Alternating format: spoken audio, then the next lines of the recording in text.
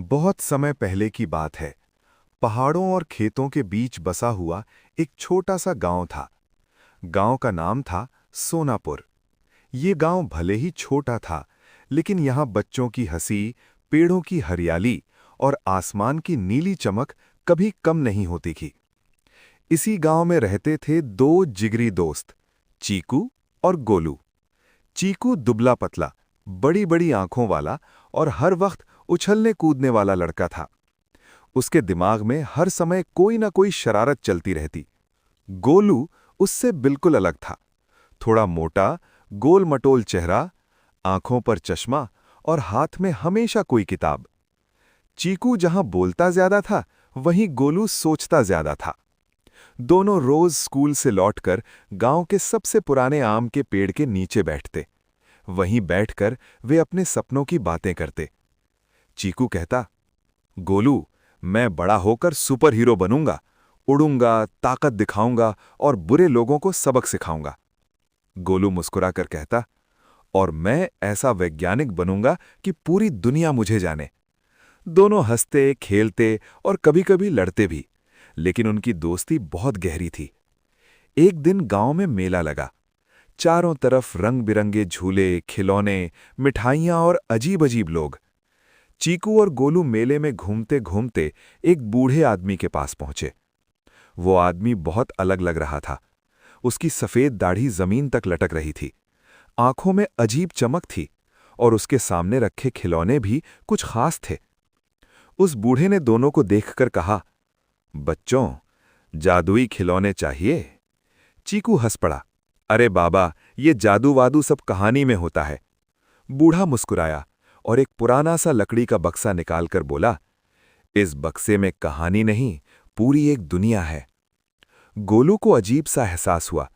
उसका मन मना कर रहा था, लेकिन चीकू ने जिद कर ली। दोनों ने मिलकर वो बक्सा ले लिया। रात को चीकू के घर में दोनों चुपके से कमरे में बैठे।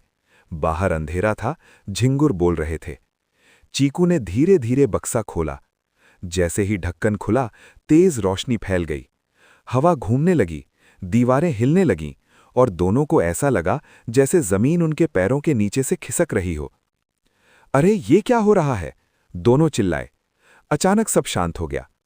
जब आंख खुली तो दोनों किसी और ही जगह थे।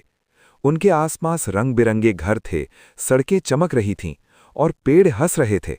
हाँ, सच में हंस रहे थे। एक बिल्ली उनके पास आई और बोली, नमस्ते, आप लोग नए लगते हो। चीकू की आंखें फैल गईं। अरे, ये बिल्ली बोल कैसे रही है?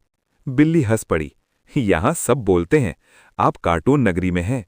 दोनों ने देखा कि उनके कपड़े भी कार्टून जैसे हो गए थे।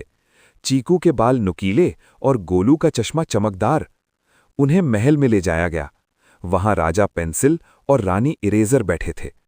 राजा ने गंभीर आवाज में बताया कि उनकी दुनिया पर बहुत बड़ा खतरा मंडरा रहा है। एक खलनायक, जिसका नाम था डार्क स्केच, कार्टून नगरी के सारे रंग मिटाना चाहता है। डार्क स्केच आधा बना और आधा मिटा हुआ डरावना सा कार्टून था। वो हर खुशी से नफरत करता था। जहां वो जाता, वहां रंग गायब हो जाते। अचानक आसमान काला हो गया और डार्क स्केच प्रकट हुआ। मैं इस दुनिया को खाली बना दूंगा, उसकी आवाज गूंज उठी। चीकू ने डरते हुए भी हिम्मत दिखाई। तभी उसके हाथ चमकने लगे। उसने सोचा और उसके हाथ में एक बड़ा कार्टून हथौड़ा आ गया।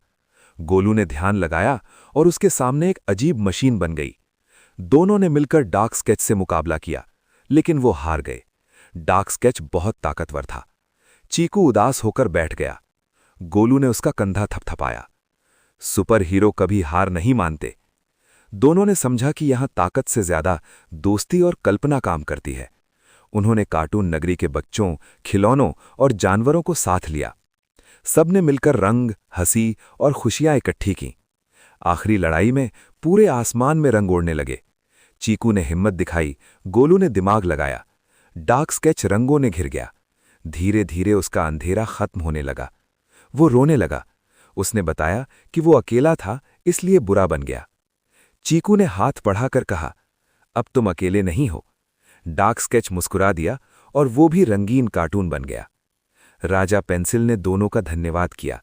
फिर धीरे धीरे सब धुंधला होने लगा। अगले पल चीकू और गोलू अपने कमरे में थे। बक्सा बंद पड़ा था।